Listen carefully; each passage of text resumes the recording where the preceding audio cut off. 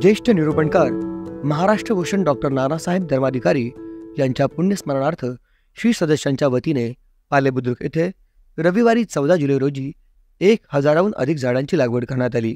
नानासाहेब धर्माधिकारी यांच्या पुण्यतिथीनिमित्त पालेबुद्रुक या ठिकाणी 2013 सालापासून दरवर्षी हा उपक्रम राबविला जात आहे। आप्पासाहेब धर्माधिकारी, सचिन दादा यांच्या मार्गदर्शनाखाली सुरू असलेल्या या उपक्रमात आतापर्यंत 11,000हून अधिक झाडांची लागवड करून संवर्धन करण्यात आले आहे।